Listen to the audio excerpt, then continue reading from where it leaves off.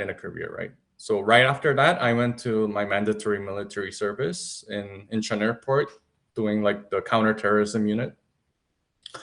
And then almost 2 years there kind of taught me the discipline and showed me that I work okay in a structure. And then once I came back, I jumped into consulting. I worked at a firm called Cornerstone Partners, which is now acquired by BCG. And then I got a re-invitation there from a partner I worked with who went to Roland Berger.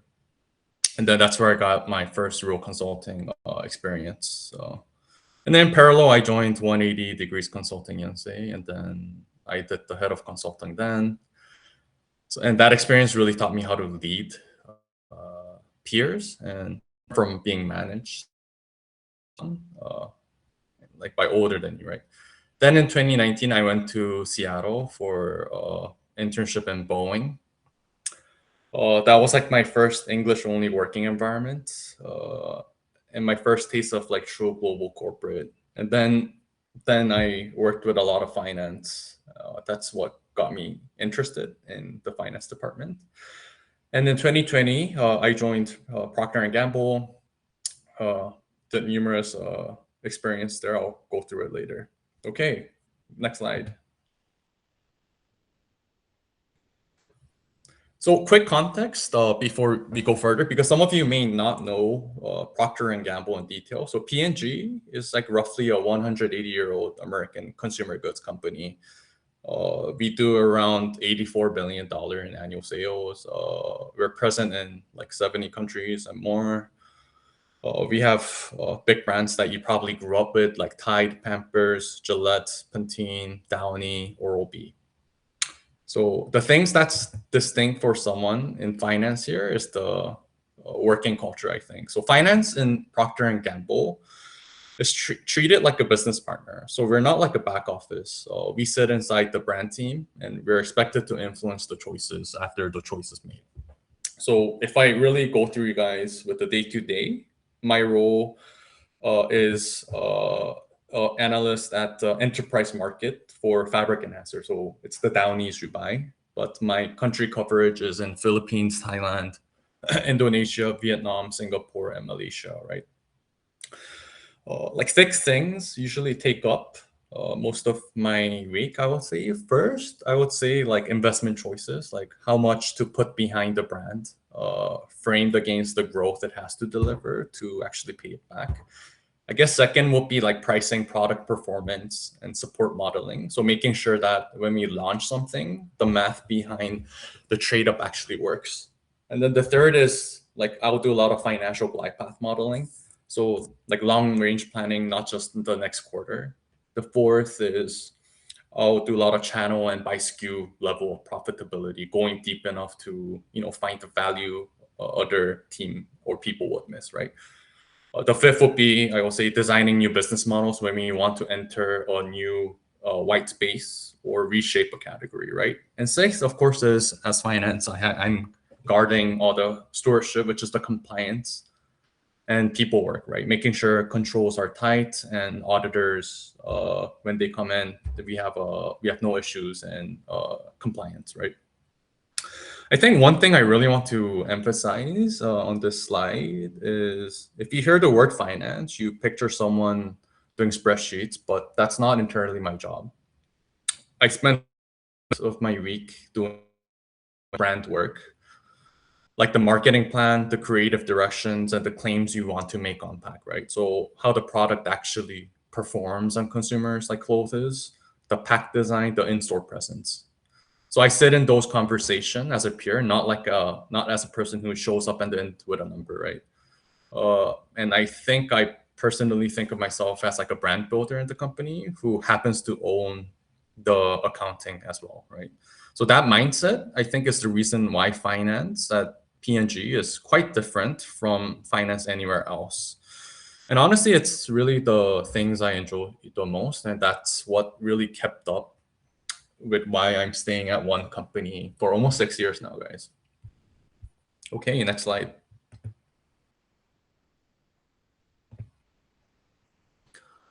So what I look for aren't the hard way, right? I love ChatGPT. This Deck took me 5 minutes. I wrote some notes and Cloud made it for me, by the way, guys.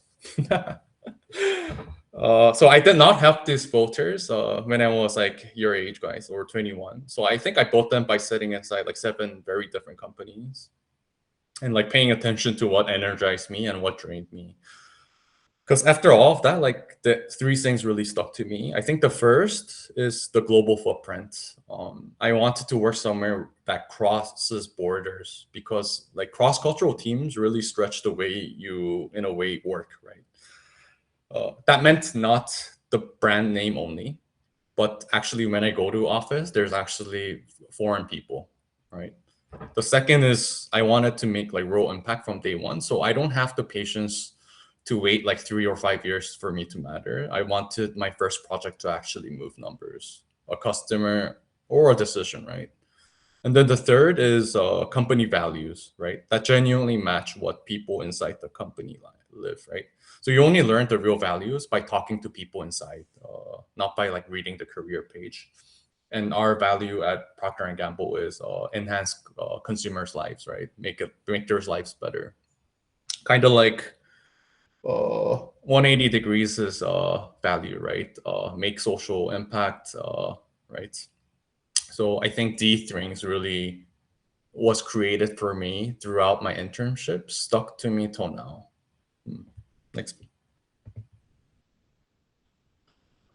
Okay, so I think this is the slide I want you to remember the most.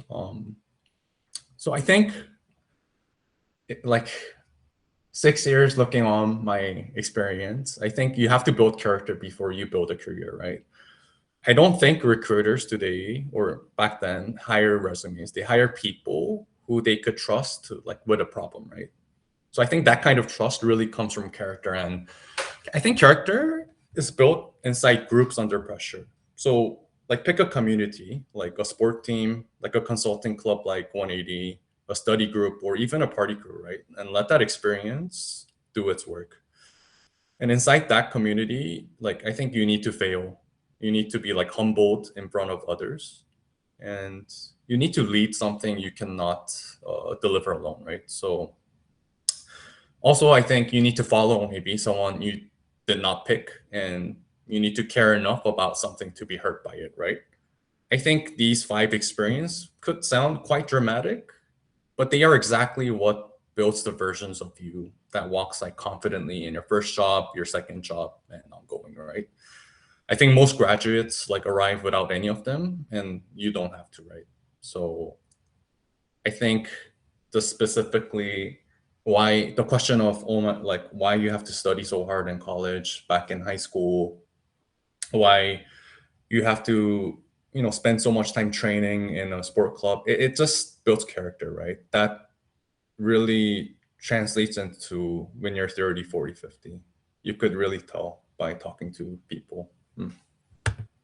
Next.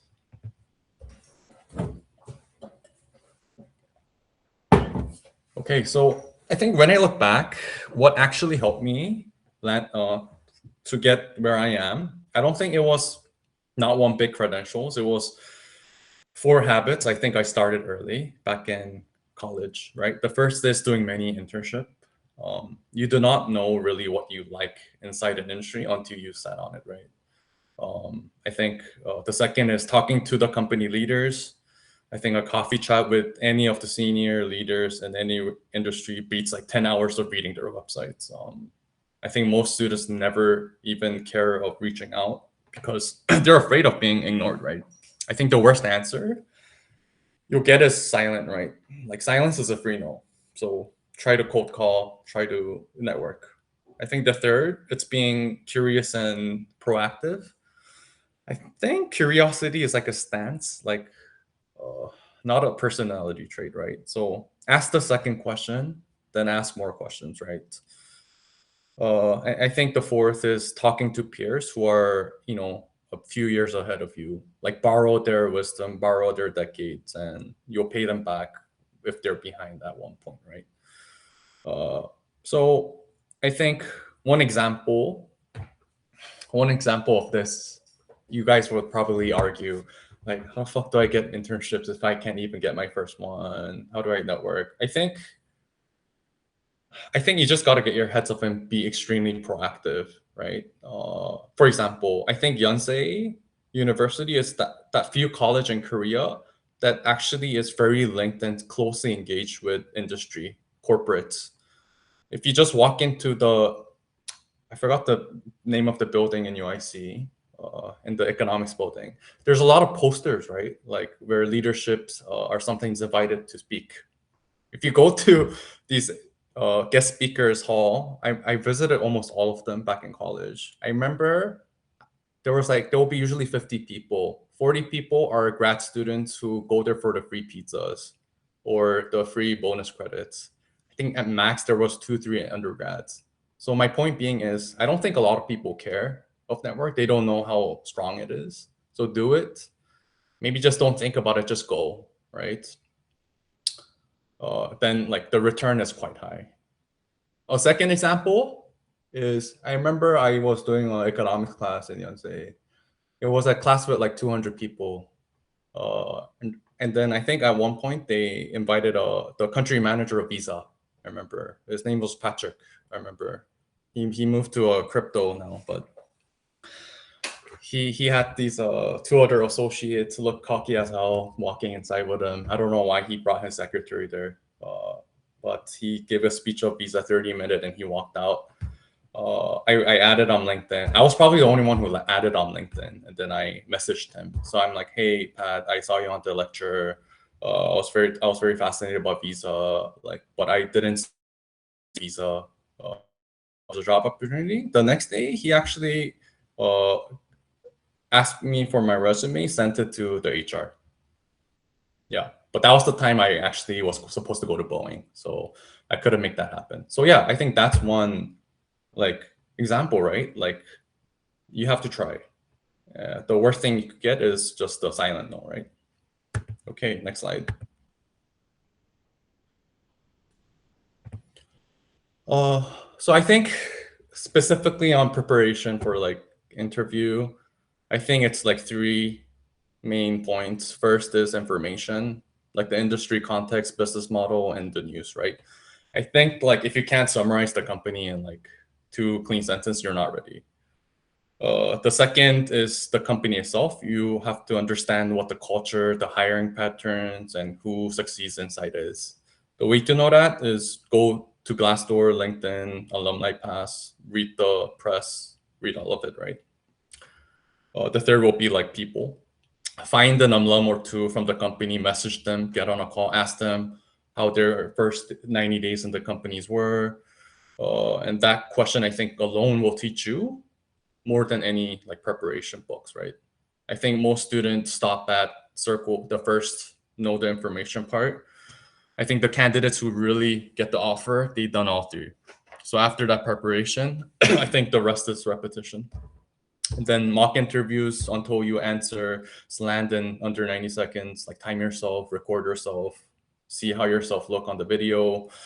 You'll hate watching yourself the first 3 times, but it gets better. Okay. Next slide. Yeah, I think this one, the point is do not fake your experience. I think point is to emphasize it. I think recruiters could probably smell all the bullshit in the room, usually. So what they cannot smell is good framing, right? So I think the same project told in a way that makes its relevance obvious to them is what cracks the interview, right? So I think work in 3 steps. First, know your experience extremely well. For each story, you should be able to give the situation, the choice you made, the outcome, and what you learned from it, right? Second, frame it for them. Like map the lesson to the actual problem the role is asking you to solve. And then do not recite the story, like translate it, right? And then the third, I think, practice the delivery out loud, like with a stopwatch, like until it sounds like natural and about like and shows the energy. So I think if you crack those 3, it's all good. Next. I think so. This point is internships are how we find your fit, right? So I think I told you I interned in several companies. But I think every single one of them taught me what I liked, and just as importantly, what I didn't.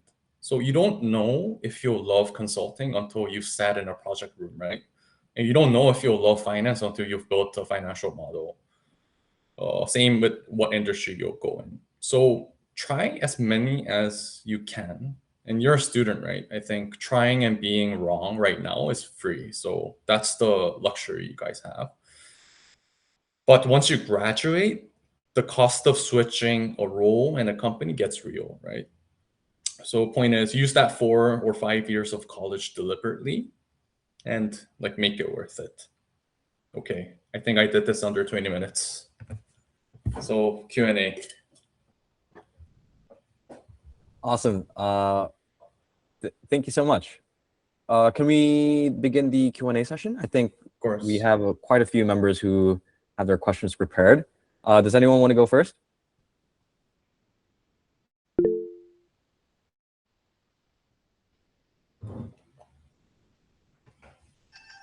Yeah. Yep, Benedict, I think you can go ahead. I think thank you for your presentation. I think your point about talking to company leaders was interesting because I feel like these days as a student, a lot of us feel intimidated when approaching senior professionals. So, what do you think?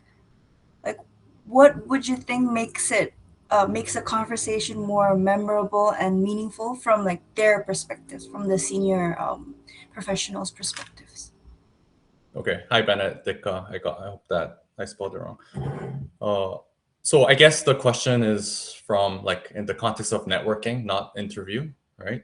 So I think first, if you want someone's time, like when you ask it, make it extremely concise. Like when you're sending a LinkedIn message or like any form of chat, don't make it longer than like 2 or 3 sentences.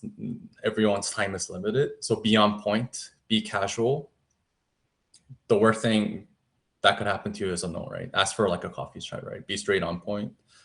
And then I think second point is you're not there to like just have fun, right? You're not there to like chill with them. So know, like do the research on behind and know what your questions are that only she or he can answer, right? For example, like I could do all the company research, I could read about the industry on paper, but ask them, oh, like about the specific role you're applying, for example, to them. The second, some, like some qualitative things that only a person who's in that company could know, right? Thank you for your answer.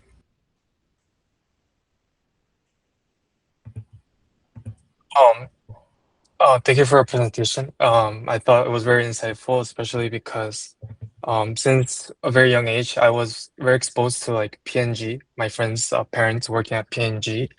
And a question I had was with regards to your roles compared to Korea and Singapore. So I know you mentioned that you look for global footprint and like having a real impact since day one.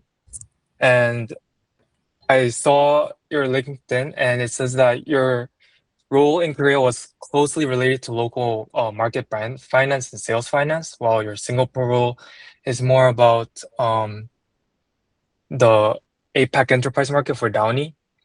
And so I guess my question is like, what are like the biggest differences between working in Korea and outbound in like an APAC country like Singapore? Yeah, it's actually a good question. I see a lot of foreigners, so I think it might ring a bell to a couple. So I think the culture is just really different, right? Korea P&G has a lot of foreign team leaders and leadership, but in essence, like 70-80% of the working people are Koreans. So we're very horizontal compared to the other conglomerates. So it's obviously less hierarchical. You're free to make your voice, but I don't know. There's this Korean culture where first credentials come before relationship in a way. You have to prove yourself.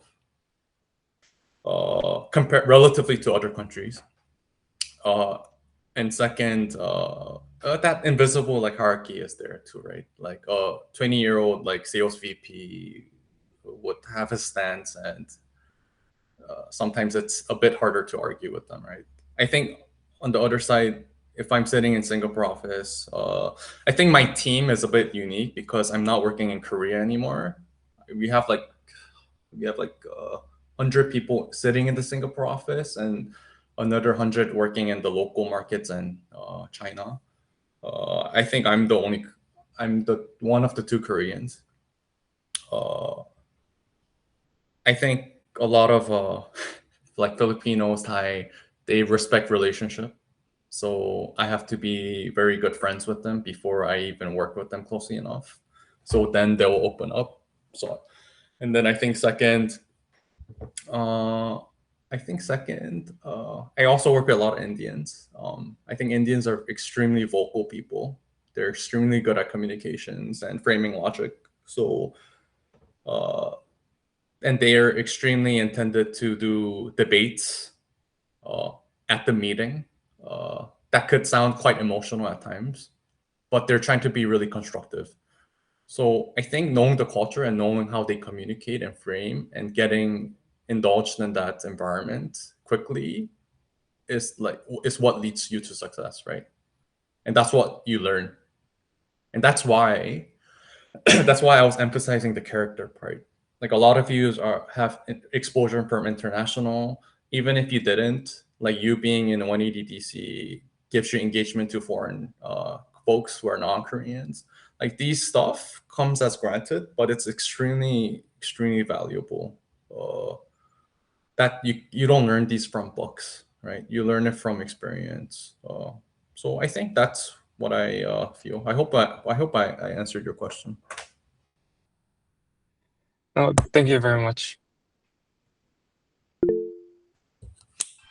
I have a question regarding your relocation. Was this something that you planned, or was this something that come through internal choice, networking, and opportunity that opens up? Yeah, good question. I think P&G is one of the few companies that extremely encourage mobility for learning curve, right? So actually, like in P&G, usually people will change their role every 2 to 3 years, maybe with the exception of marketers, brand people, or like specialty people, like auditor. Like if I'm a tax specialist, like they're a bit special. They'll be there for 20 years, right? So 2-3 years, your role changes. Then there's so much things you could do at that level in Korea, right? So then in the premise that you are a success in the company in terms of the output you make, the company would have a talent council within APAC or Europe and discuss about you. About, hey, Jason has been doing ABCDs during the past 2 years. He's been great. These people vouch for this. He's made these performance. He wants to expand his role at this country where that role is only available there. I vouch for him. Is there any role available? Then actually one of the company will try to match what I want, right? I could also say no to regions or no to mobility because of personal reasons. If I'm getting married, for example, then and I can't move, then I could tell my company I have a personal reason. But for me, I didn't, right? So I actually asked for it, and then the company gave me some options. One was actually to send me to Dubai to do Middle East work, right? So, but that was too far. I was like, no, Dubai. I can't do Dubai. It was a bit too much. Yeah, and thank God I didn't know the war would happen. And then it was Singapore, but then I said I don't want to do Japan, Korea, and Japan work because that was a bit too familiar. So they're like, okay, why don't you take the enterprise market, which is your Philippines, Thailand, Indonesia? I'm like, oh wow, okay, fine. So that's how I ended up here.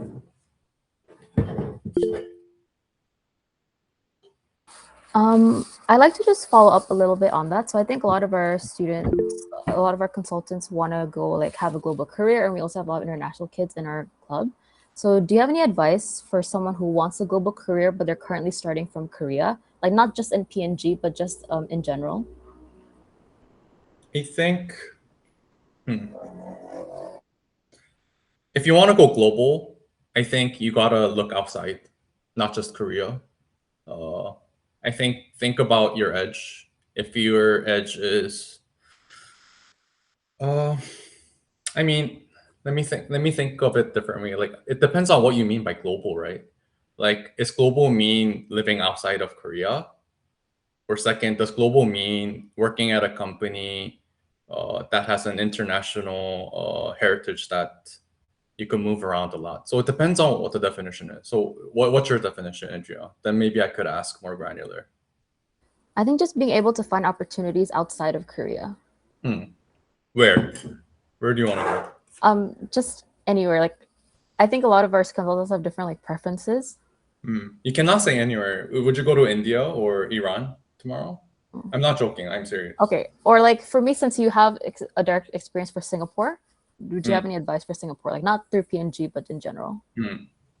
So then you got to think, why Singapore, right? Like, why are you looking for that country? That's like, your life is not a travel agency, right? So to speak. If you're going there to find work and experience, then you gotta start from, hey, what kind of work do I want to do, and what company do I want to work, right? And where is that available will be my first question. And if that question lands on to, hey, it's Hong Kong and Singapore, I want to do like private equity, for example, and the market there is the biggest in Singapore and Hong Kong, and they have a bigger presence there versus like Korea, for example, right? Then I will start from, who do I have to know to get to learn the people there? What credentials do I need to get landed an interview? It would be how I should start it. I think it's a bit dangerous if you think too broad, right?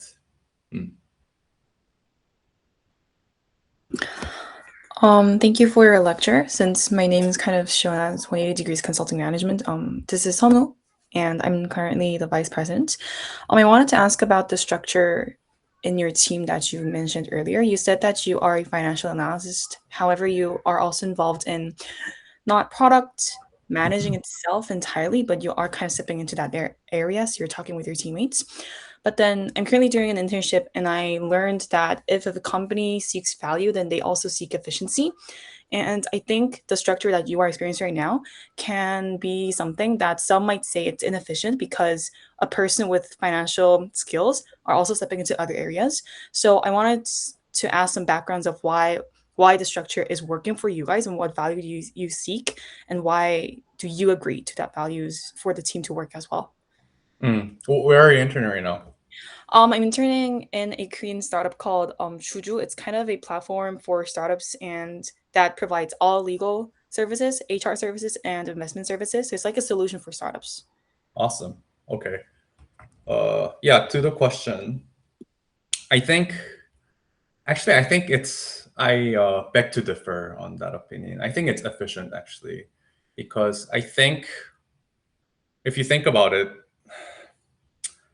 if you think about how startups before, like in their unicorn stage or before their unicorn stage, if you compare that with the very long historical companies, that's like a conglomerate size like Samsung, P&G, or anywhere, from idea to be executed, the number of days and ladders that they have to get the approvals on is very different, right?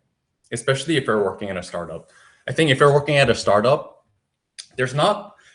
I think there's not a lot of differentiation in functions, right? They encourage you to do everything. In big conglomerates, it's not like that, because I feel like that's the output of what the bureaucratic system kind of landed on, of what makes a corporate, right? So I think it could translate in both ways, right? A conglomerate where finance only does finance could be very inefficient, but it could also be efficient if he's just doing it and he has the specialty. But if the company is so big to the point that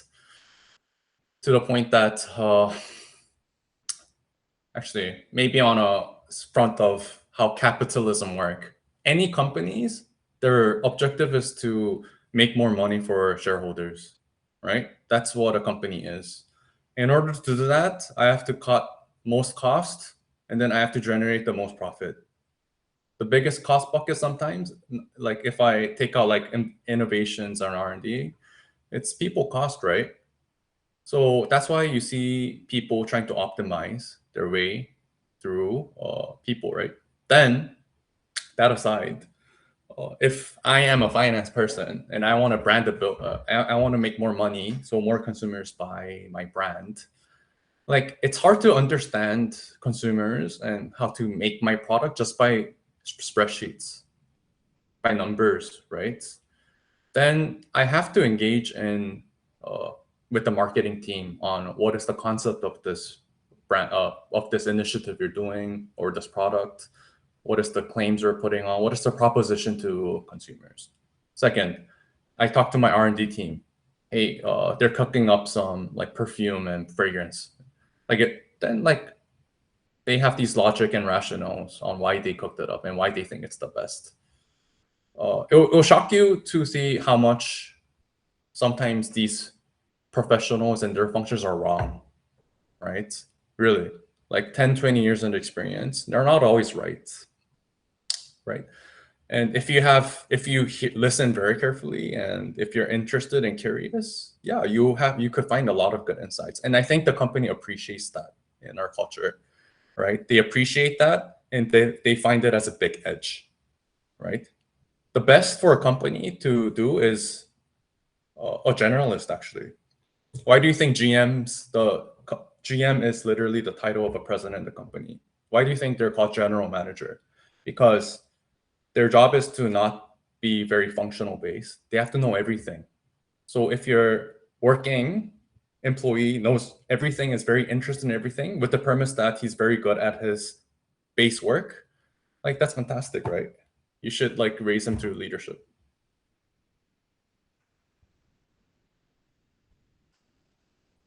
Right.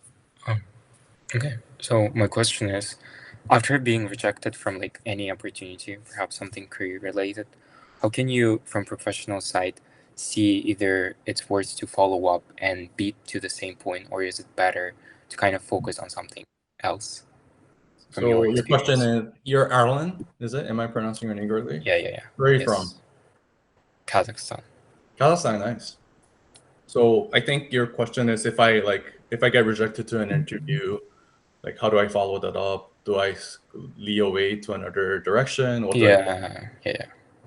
Oh, I mean, I know it depends, but maybe from your own experience. yeah, I think that's a good question. I think like in the context of interviews, I think it's just normal that you get rejections. I think that's how you get better in interviews. So it's really good to do it earlier. I'll give you an example. I was doing a class in Yonsei, and then I think one of the finance professors, I think he's still there, Inamu Gyosu. He does a lot of corporate finance. He recommended me. He referred me to one of a job interview at Yeouido. Like they did infrastructure asset management. I had no shit clue about what infrastructure asset management did, and then me being at that stage one of things that I went through, you guys had no clue how to do interviews. I stepped in, and then I remember 2 interviews. One was her friend, like her very young subordinate back in like JP, and then the other guy was the Tepyo. Then like they asked me like, oh, like, well, do you know what we do? I'm like, I have shit, no clue, right? I didn't know how to do interviews, so I'm like, I don't know. And then he at one point was asking, do you know what a fund is? Like a fund, asset fund. And I was like, I do. I said I do. And I never really defined it for him. So like, man, the humility that comes from that experience was extraordinary, right? And then the lady who interviewed me called me. He's like, oh, I know, like we usually don't give feedbacks, but like since you're the professor's like referral, I'm giving you blah blah blah. And then she gave me a shitload of feedback, like wake the fuck up, like you shouldn't do interviews like that. You should do these basic stuff. I'm like, okay. And then I call my professor, I'm so sorry, and blah blah blah blah, right? But like, felt terrible. But in hindsight, like that's the experience you need to get, right? Like that's what like kind of steps you up, wakes you up to know what what base work you have to do and what you have to do more to crack interviews, right? So in failing interviews, I think it's just the start of any big start. Yeah, just keep on going, I think. Yeah. Hi, Samanim.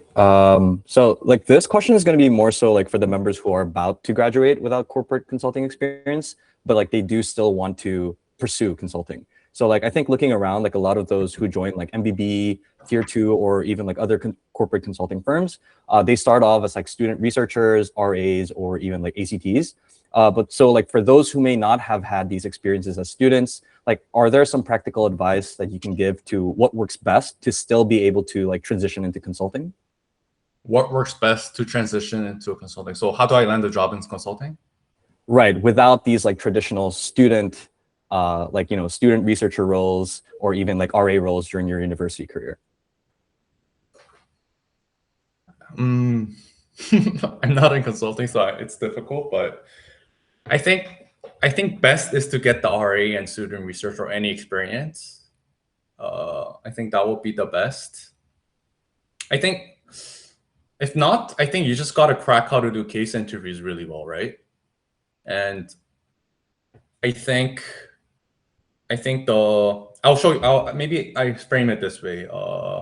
No, I had several friends who I know who went to MBB without doing that many internship in consulting. I think what they did extremely well was every time I saw them, every day they did mock interviews with someone who interned in MBB or someone who was working in any consulting firm, right?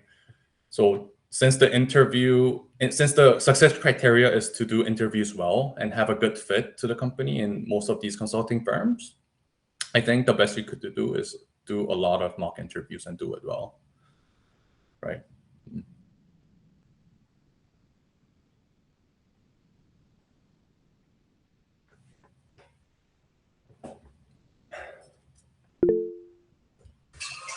But sorry for the late introduction, but my name is Luna. I'm the executive project manager for 180DC this semester. I would love to learn more about your role and involvement, especially you mentioned earlier being more involved in the branding for Downy. I'm curious whether there are differences across the ASEAN market, the one that you mentioned earlier, when it comes to laundry care products. Sorry, can you repeat the question? I didn't get it. So whether there's a differences for branding specifically in the ASEAN market when it comes to laundry care products. So how do you brand things differently? Oh yeah, there's a huge difference, I think. So I think Procter and Gamble created brand building in a way, right? The way we do marketing is very different from our company, from anywhere else. Despite whether it works or not, I guess it kind of works because we're still alive here, doing pretty well. But I think it starts with consumers. So the consumers in Thailand is extremely different from Korea, for example, right? For example, like Thailand consumers, you got to think about who you're selling this product with. It'll be household, and it will be household moms at different stages of life, and the environment they live in is very different from Koreans, right? For example, these Thai consumers, the temperature of where they live is very different. The different torturous environments where they would hang their clothing, do their laundries, would be very different. Fourth, I think how they feel about using these products and what they want out of it could be very different, right? So we start off with the consumer behaviors and where their torture point is. We will translate into, hey, what job to be done is needed for our products to, help out on the torture point. I think those key touch points and how to crack that touch point is very different from by nations and by brands. Thank you.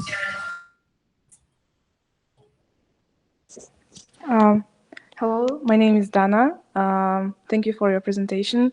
I really liked your idea that curiosity is a stance, not a personality.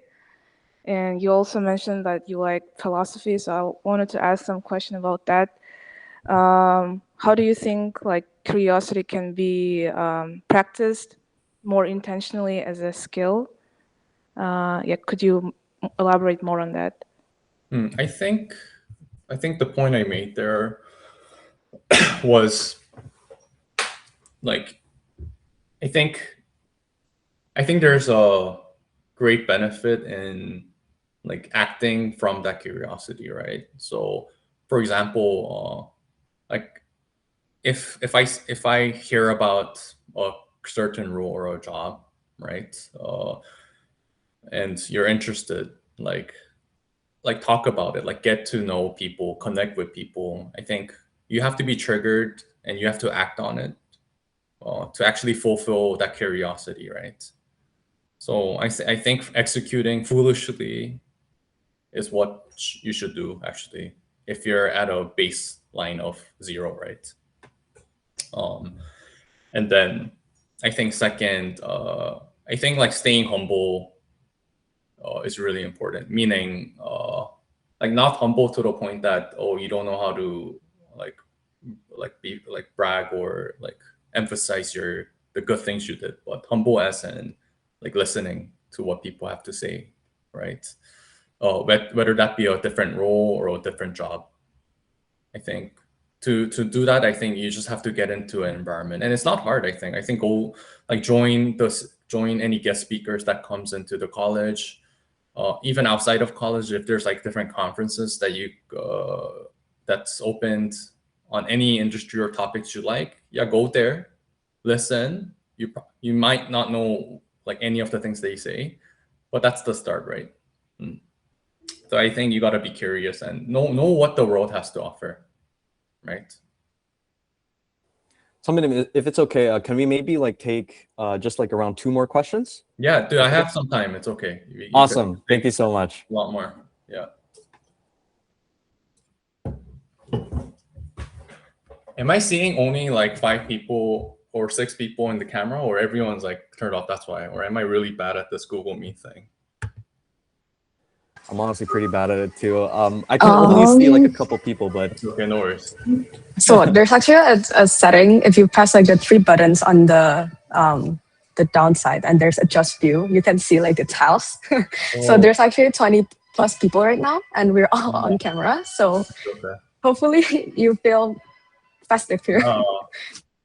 Okay. Oh, I see. Thank you so much. Oh, wow. Okay. Thank you. I think that was Luna. Okay. Oh, wow, I like your background. I see your backgrounds now. That is so cute. Can I take a photo of it? Oh, should we actually do a picture session right now? Because we were thinking to take picture, but maybe okay. Let's do it. What should I do? Okay. Like, should I do this or? Feel free. So I'll just take a screenshot. I'll do whatever you guys are doing. Yeah, Luna, just give us a signal. Okay, 3, 2, 1. Okay, thank you. Okay. All right, guys. Indra had a question. Okay, so just a quick question. I think you mentioned again like the importance of just being humble. And so I think you also did briefly mention it a bit when Arlan asked the question about just learning from like your failures. But so can we ask like what was your most humbling experience that you learned the most from?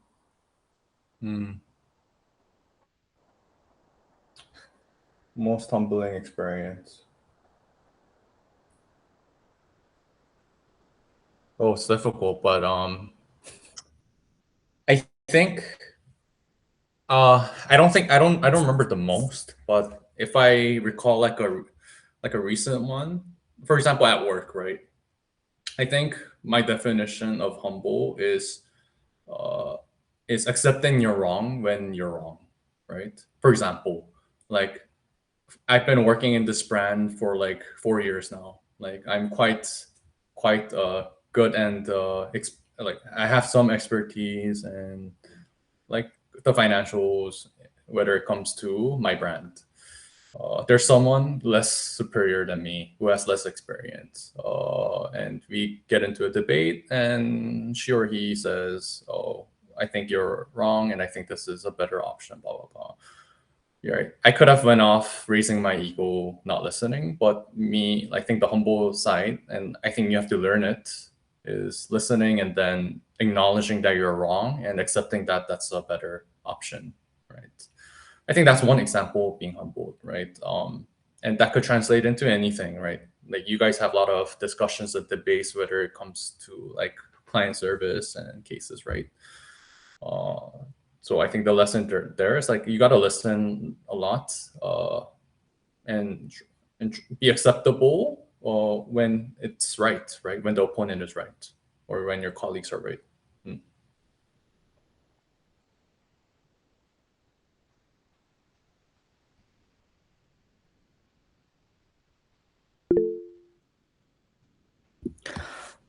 This is Sonu again. So I think since you mentioned 4 years, looking at your LinkedIn, I thought it was a little bit more than 4 years, and it has been a bit more than like maybe a year and a half since you've been in Singapore.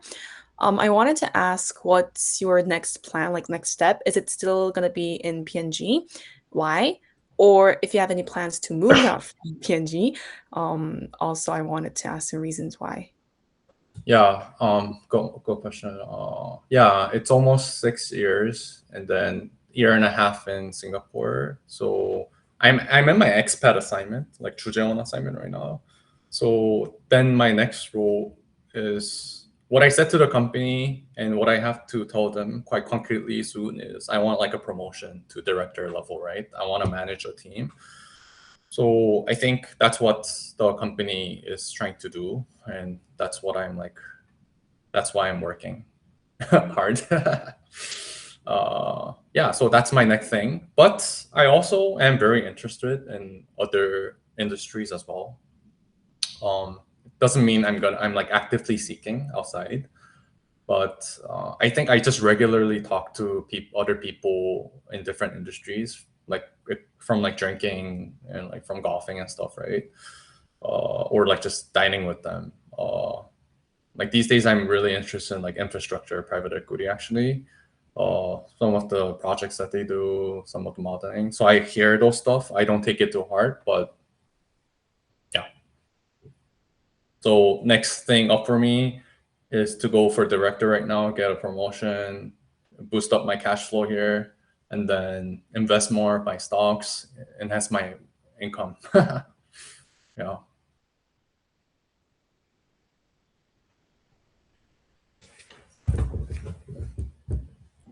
What else? You guys could ask me anything. Anything difficult.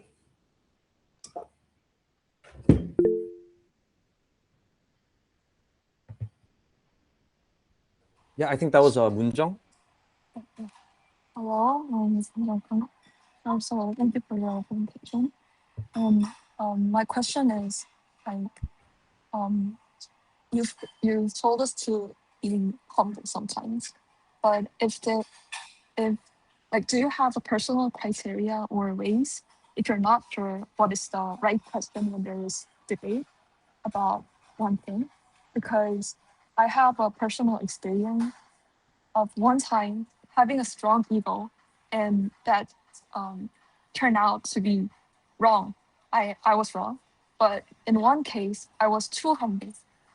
And then too humble and the majority had a different question. But it turned out that my minority opinion was right. So do you have a personal criteria of like how to judge what's the right way? Yeah, I think it depends on the context. Like I've been saying it in the context of work, and work means for me it's first I want what's the best from the company and the shareholder. So for me it's profit, top line and bottom line. The second, what's good for consumers, and I think it cannot be more objective than that. So if that's the objective and the success, and we are debating about something, there has to be a better option as long as you could quantify it. And you might not be able to quantify it. Maybe if it could be persuaded in a more qualitative way, even, right? So if that is better, then I think that person's right. If it's not, then I can argue, and I think we have to follow up on that. Would be like how I approach it, right? Yep.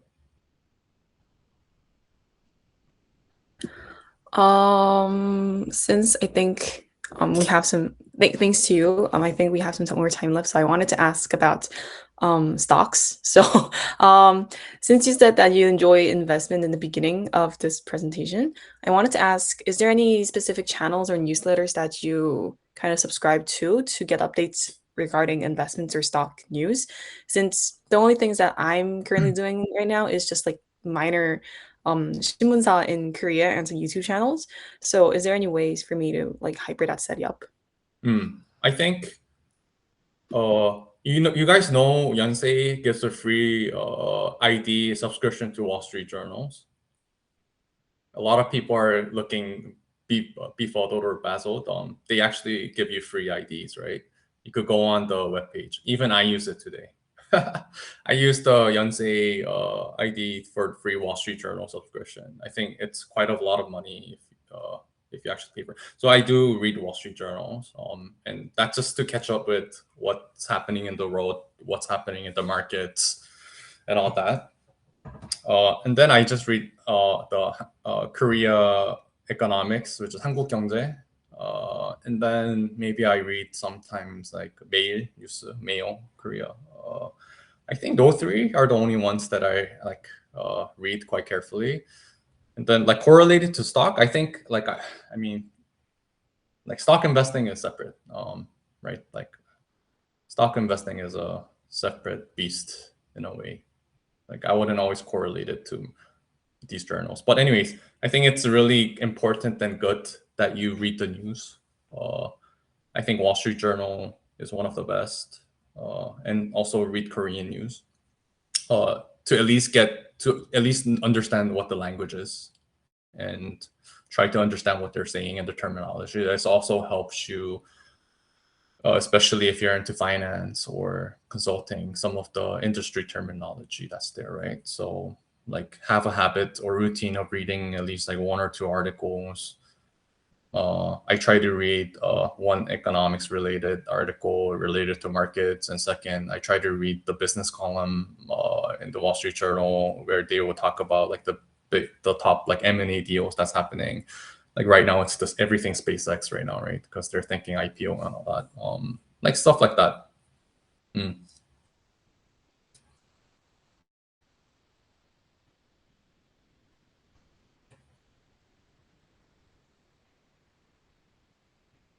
Anyone who didn't ask me a question, ask me a question. I could see a lot of you now. Okay, what? Oh, Luna, Sorry do you want about that. Yes, you mentioned earlier that you prefer to not work for the Korea or Japan market anymore because they're too familiar, right? Would you say that the kind of like challenge-seeking mindset for working in another market is common among the people working at P&G? And what is the company culture like at P&G? I think company P&G is quite great in a way that people are extremely hardworking. They have high ambitions to succeed. So a lot of people, a lot of smart people you could work together with. As a joke, a lot of our colleagues say we are like insecure achievers, right? As a joke. So that's one. But I think, and then to the part, I think me moving to this market, yeah, it's quite unique. So it's not like I don't want to do Korea and Japan anymore. I think like in the long term, I will probably do it, right? Because I'm a Korea talent. But I think it's unique that I've transitioned at my level to a different market, which is not the usual norm of things. So it's like a company betting on, hey, does this Korean finance talent, would he do well in these Philippine, Indo, Thailand markets where like, they also have their own extremely like talented finance people, right? But it's like the company betting. I appreciate that. I think I'm doing pretty well. So then it leaves a good mark to like Korea and the Korea talents, right? And in hindsight, yeah, like I love it. I think it's one of the best decisions I made. Of course, like the work life was gruesome in the beginning. It was something new. Every one of my team members knew. The leaders just are new. You have to prove yourself from day one. Like you have to get into close relationship with them. So of course it's gruesome, but yeah, in hindsight, there's so much learning, so much fun. And the market's a lot bigger than Korea, so I have a lot more exposures on bigger projects. The bigger the project, the bigger the award is, right? If you do well. Oh, a follow-up question is that because I'm a student in Korea, international student, so I know like how hard visa is for student visa. But what about expat visa? As a expat visa worker in Singapore, how is it like in terms of documentation or? Yeah, so I think for the case of like it's not like if you're, I think getting a working visa, which in the context of Singapore you call EP, is quite easy. It's not hard. So it was smooth transition because like our company is like has a long history in Singapore, in Korea. So I think these systems are quite structured in that way. To the second point, if you're trying to jump right into Singapore, I would not like it's difficult to get a EP. This is the to get a working visa, but it's not impossible. I've seen many people do it.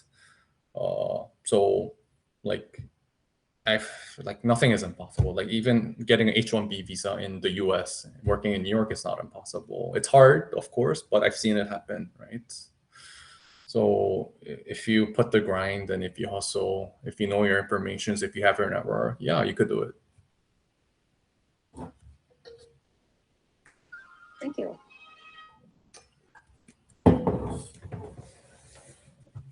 Hi, my name is Tagyong, and I had a question about your internship experiences.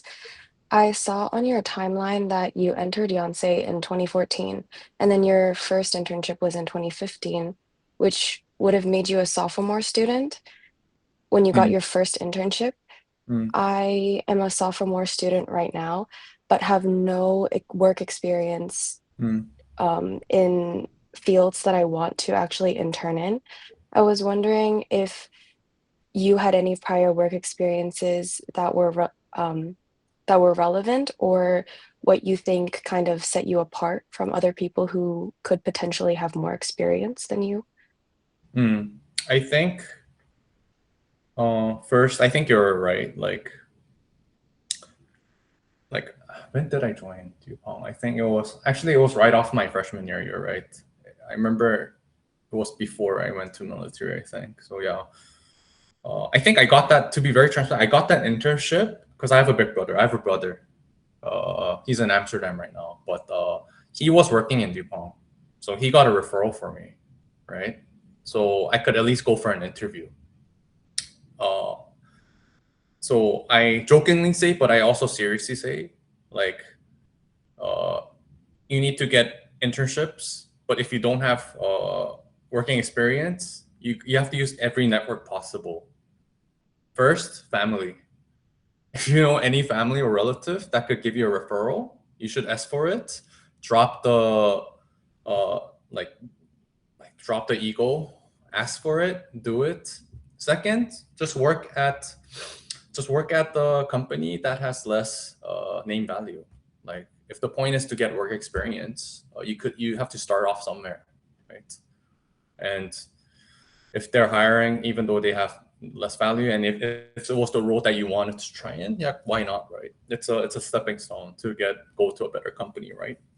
So I think that's second. So use your networks wisely, and second, try to get any.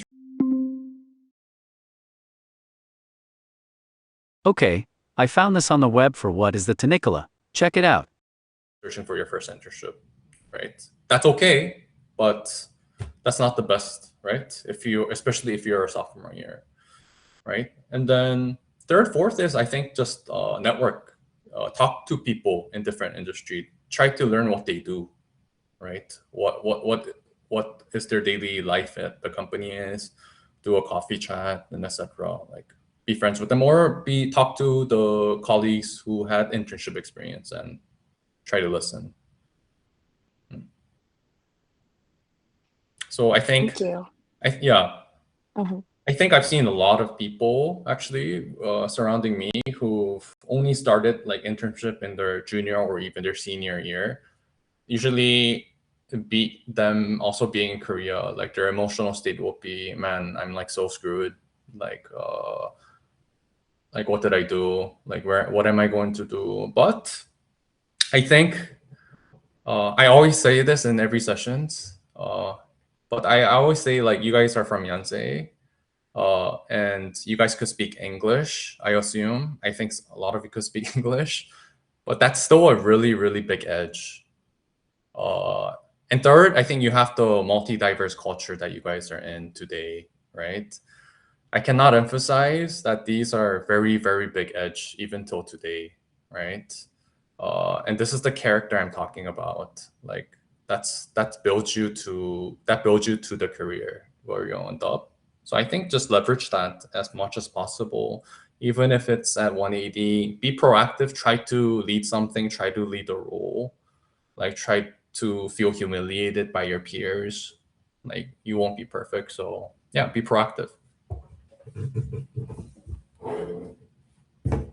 Maybe I'll take one or two more.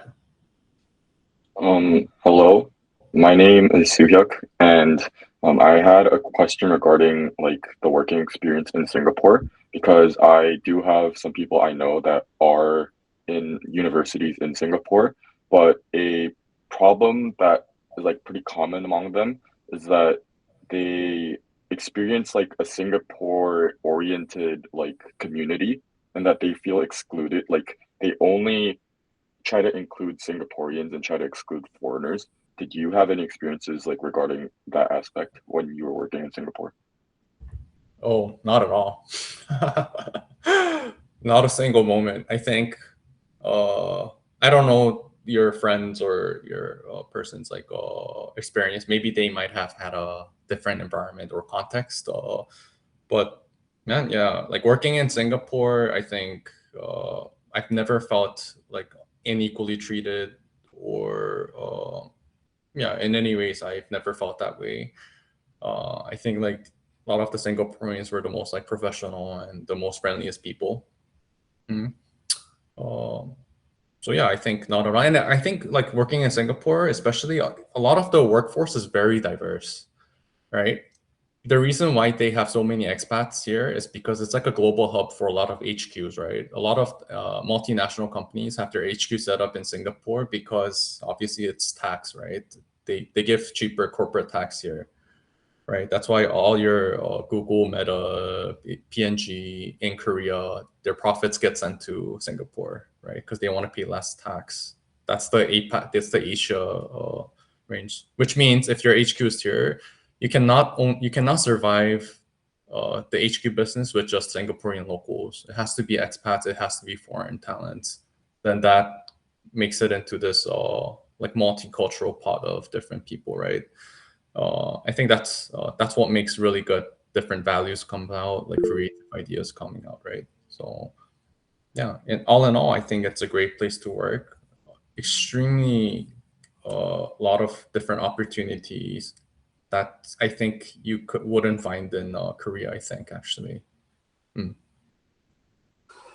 So this might be the last question. I know this might have been like a while ago, but could you share more about your experience as head of consulting at 180 Degree Yonsei, especially as a part of the first cohort when the organizational structure was still being built? Because we're currently conducting executive recruitment for the next semester. So it would be really helpful to hear about your experience and how the role helped your career. Yeah, I think my executive was difficult, mainly because I was like the starting cohort, so we had nothing. I just joined when my friend David and Christina like did the application to 180 DC. So you need to apply to the HQ in Sydney to get a license to operate in that branch. and then I joined right away to actually operationalize it. So which means we had to make everything from scratch, right? All the pitch decks, all the legal forms of doing a contract, to operationalize how our meeting should be with clientele. So I think those pioneering of things and setting up the operation was the biggest learning for me, because I've never done it before, right? So it kind of felt like I was like an entrepreneur of an organization. And then second, I think that was the challenge and the biggest learning curve I had. And then the second part is like leading a discussion with clientele, right? I think from like the start deployment of the project to the mid status check and the final presentation, like you leading the conversation, like persuading them we're rational and data is difficult, but that's the biggest learning you could get out of it. And then third, I remember the biggest challenge, we had no name value in 180. The brand equity didn't exist in Korea. So like, I remember I went to all the social enterprise conference in Korea that happened. Like me and my friends went into all of them with our name cards. And then of course, like the other consulting, like Hakue is like, I don't know, like Inactus or some other shit. I don't know. They were also giving their name card to the guest speakers. I'm like, fuck off, it's mine and all that. So I think those stuff were fun, and in hindsight, like very challenging. But yeah, I'm so happy. Like it's grown quite big now to like 100 plus people. So yeah, challenge, and also there's a silver lining to it, definitely. Maybe one more. I'll take one more.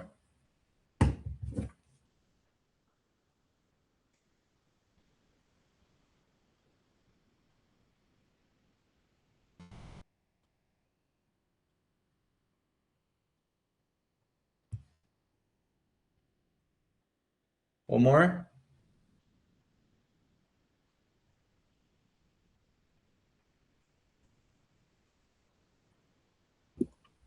I think I can take the last question. I think this is a question good for kind of 마무리 to the session.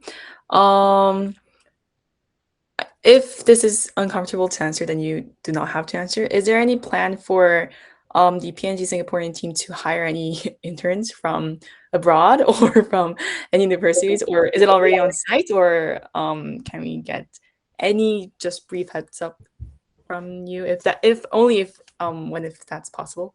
Yeah, no, that's not a difficult question at all. No, I think we just hired all the this summer batch, I would say summer batch of interns. So they all already came in this round. So I already met a couple of them recently, actually last week. I think they came in. I think we hire quite a lot here, like I don't know, like 50 to 70 in the office, HQ office. Foreigners, I'm not so sure, but I don't know whether they could hire someone based in Korea and then go to Singapore. I'm not sure, but I think you can, because I know several Koreans who were hired as a local Singapore talent, not from Korea. So they did graduate from university in Singapore, like NUS or SMU, but they applied to Singapore directly. Then if you do that, then you are a Singapore talent, and they would just sponsor for your visa and etc. And that's their track. They're not related to Korea, even though they're Korean. There's some people who do that. There's some Chinese who directly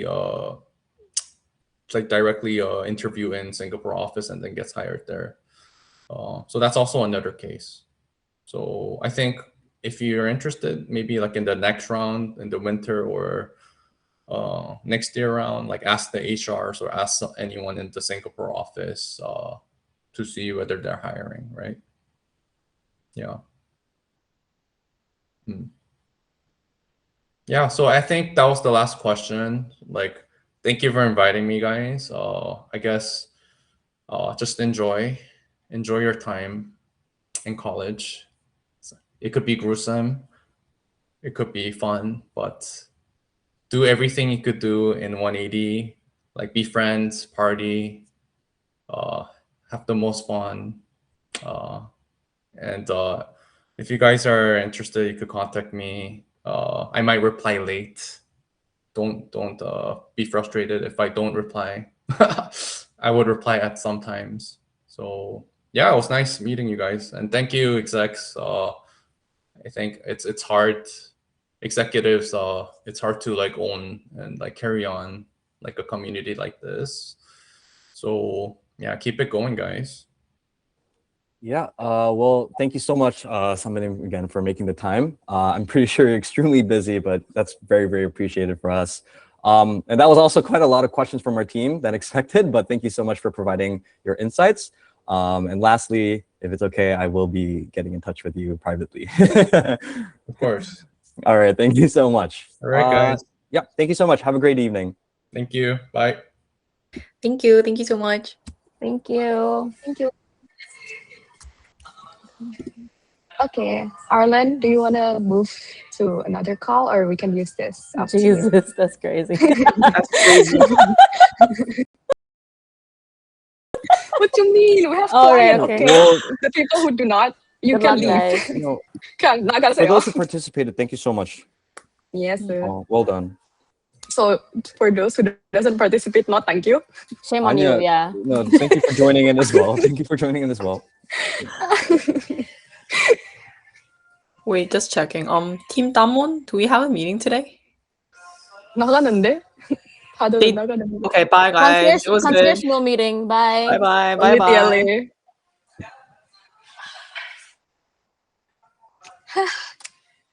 하경이 어디 있는데? Is Hagyong not coming?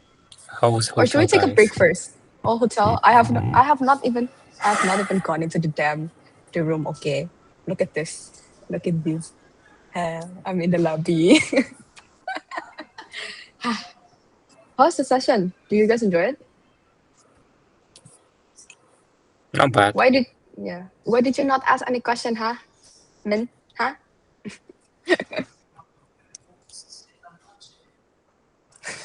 Lies. You just don't have question, huh? Okay. Do you Can guys we want to take a break maybe- first? Honestly, I'm good to go. I just want to But, end uh-huh. as quick as possible. That's true.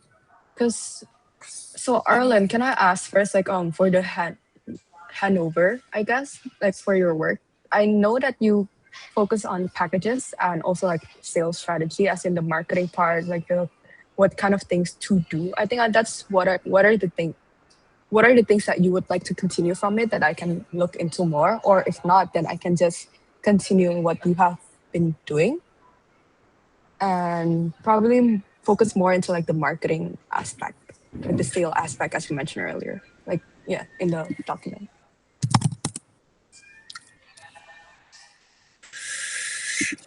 Honestly, I don't have preferences. The thing is that what's the most visible, what's the most targetable, what's the most potential, like has potential, like just do it. But I feel like breakfast bundle, no. Mm. Not too hard for TLA. TLA might not accept and do that. Maybe sales could be our focus, plus the collabs with the local cafes and restaurants. Yes, Hojina. Hojin, use the damn ego. I did it on purpose. Just something, Alan, Luna. So remember the review strategy I proposed? Dongdaemun is doing it. So I'll show Luna later because I have like the cards and you can see in the front desk. So this one right here, if you can see, oh wait, that's the Japanese one. Okay, this one has. Okay, let me hold that. Get rid of this. Can you just send the picture to group chat? 아, Is that possible? 그래도 되지. So basically, they have a review strategy here, but not in Ulchiro, nor I don't know if you noticed anything, Luna, for Namsan, the one we stayed prior. Jenny I don't said think so. no, right? No. So I guess it's good to mention, like, we just have to frame it a little bit different, as if like you guys have some places doing it, some places not. Like make it mandatory. Or yeah, exactly. Make it.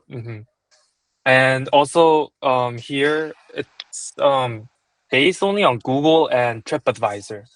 And I think the reason is because in Google you can see TripAdvisor ratings from their map UI.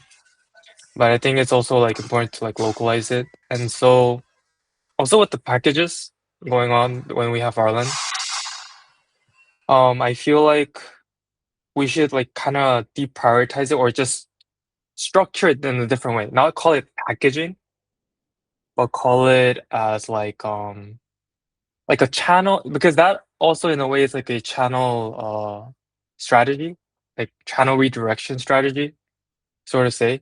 Because we through those things we can like catch table, right?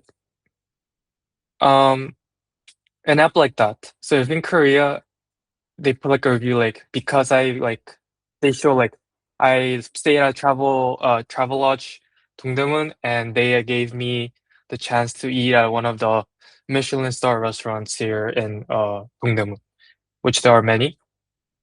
Things like that. Like kind of frame it packaging plus distribution channel like combination. It has to be something like that. I think that's like a good how of presenting that. So like for the tour guide maps, things like that. That's just one idea I had. I thought it was a good combination. Yeah, combining a platform plus the strategy, not just like something that's on their website as oh we have this package. It's just something more given. Like what is it? It's not something they sell. It's something that they integrate into their brand. But won't they lose money for that? Just for one review then? I mean, we would have to look into the specifics of that. 근데 I think I there's don't like a know. separation that there's a gap that you should address first. And then for Min, do you think what is it? Do you think you are right on this call? You know, you might be on another call. And 아니, 여기. 이거 수진 씨, 수진 언니. 아니 이거 your kid, your 아들. 이거 너의 아들 어떡해?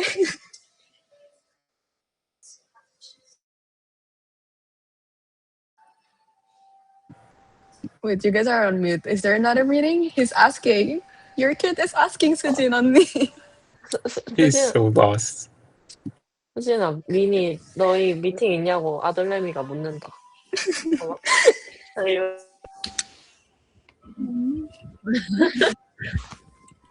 Min, why are you there? Why are you there? Also, do It's like a mother coming to check. 호진이 지금 예준이랑 같이 있는 거 아니야? 호진아. Can we meet downstairs? Sure. June is doing something else, so can we all meet downstairs first? Yes. June is probably smoking.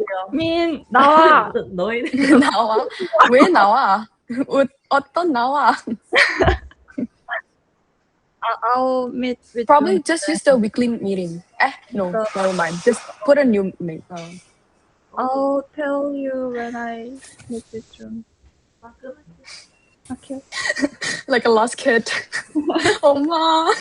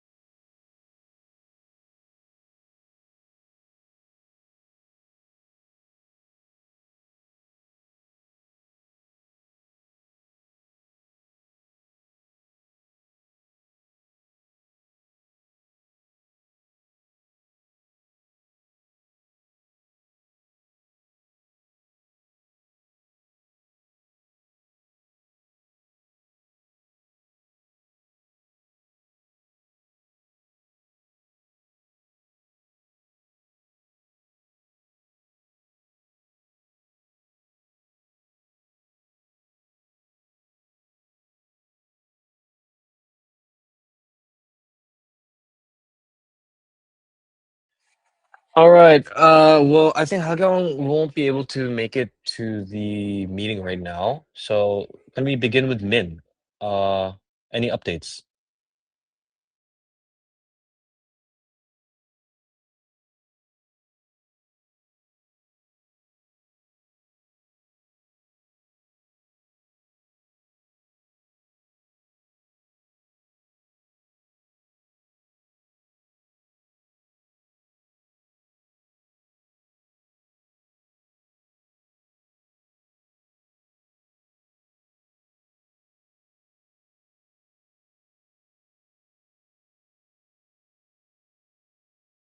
Yep, go ahead.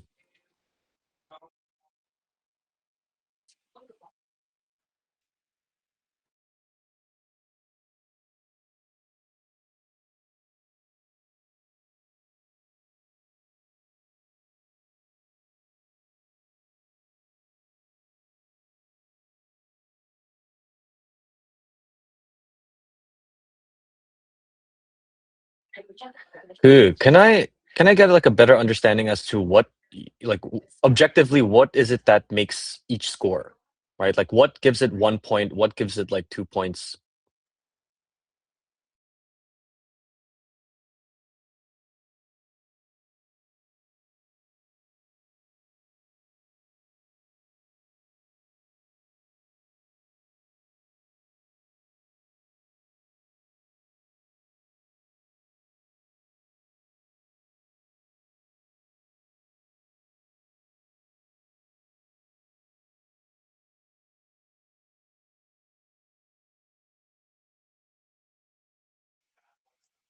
Mm, okay.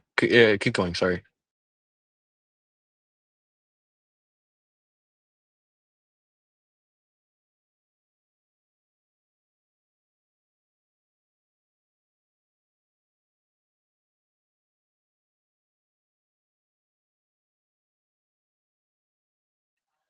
Right. Like I have a question, just for example, like number one, platform size and popularity.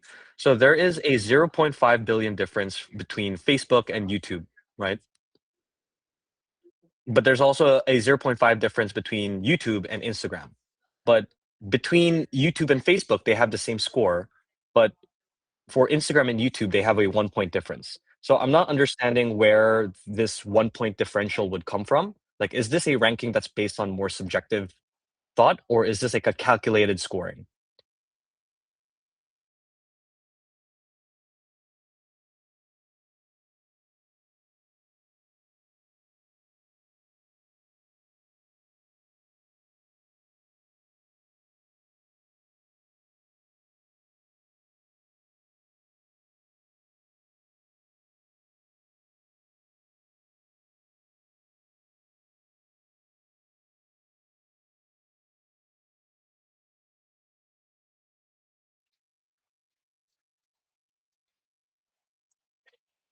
Okay, I think that can work better. What about for audience activity level next?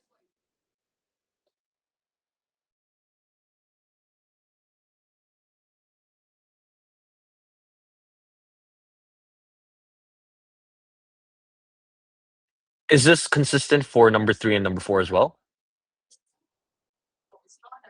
Okay. Uh, I like these the data that you found actually.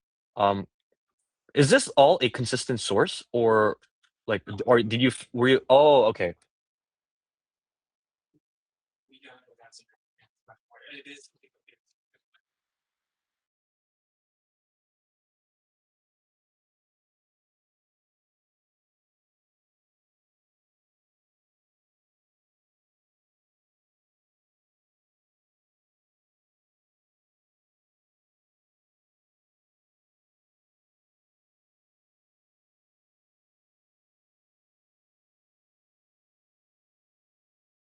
Okay, so for the source, I'm taking a look at it right now. First glance, this is not a source that we can use. Um, I'm not really sure what data reportal is. I'm not really sure who Simon Kemp is. Um, and I think, like the data here we can use, but only if you're able to dig deeper and see where this site got their data from, right? So just for example, they say like population data from the UN shows that there are 8.2 billion humans living on Earth today. So where did they get the 8.2 billion, right? Oh, like this source in itself is not something that we can cite in our research, right? Because 100%, I think based on like phase 1, I think they seem like they're interested in where we're getting our sources, right? So like when we initially did our market sizing, like they were curious as to, you know, how did we get a very like the approach was correct, the direction was correct, but how is it scaled so low? That's why they asked us which source did we use. So I think when we kind of come up with, oh, where are you guys getting your monthly active users from? And then we show them data reportal, this is not a source that they're going to trust. Oh, yeah. Like you have two ways to approach this. Number one, you take a look at your data reportal source, and then you have to find the exact source that they might have used in the report, right? So there might not be nothing wrong with their data, but you need to kind of dig deeper into where they got it then. Or you can do the more difficult approach, which would be kind of to like research everything else and just plug in the new numbers. But it's up to you, honestly. This one's up to you. I just need the sources to be very credible. But I think in terms of dividing like between platform size and popularity, audience activity level, user attention and stickiness, like these are good. I think I like that. But can you explain what the number 4 is? Like reachable. Oh.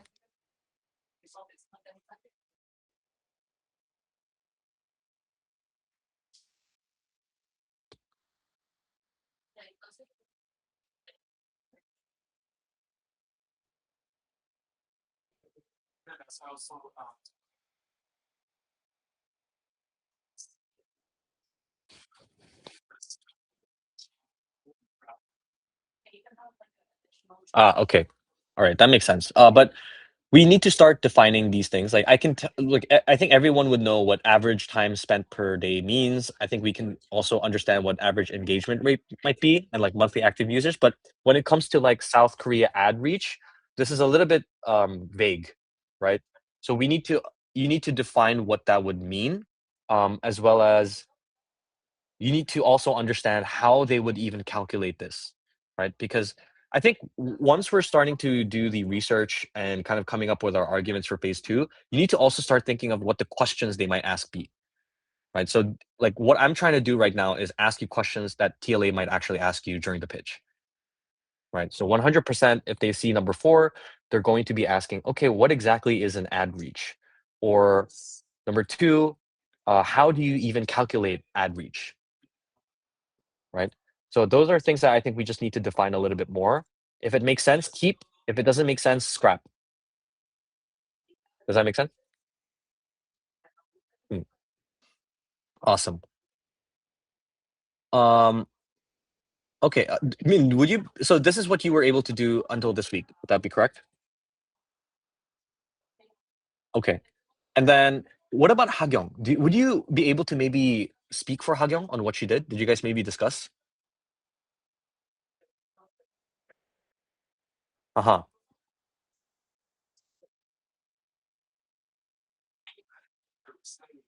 It's okay. I think Hagyong will be joining maybe like in 10 minutes. Okay. What time did she send it? That 지금 like probably it's kind of delayed.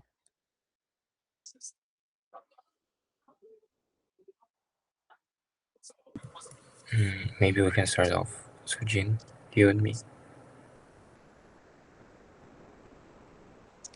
Yep, we can do that. Beginning with Sujin. Sujin 먼저 합시다.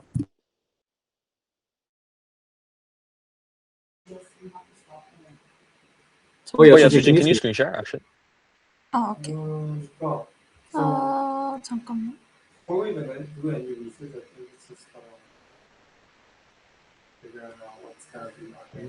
What's the narrative around first? And I think that's.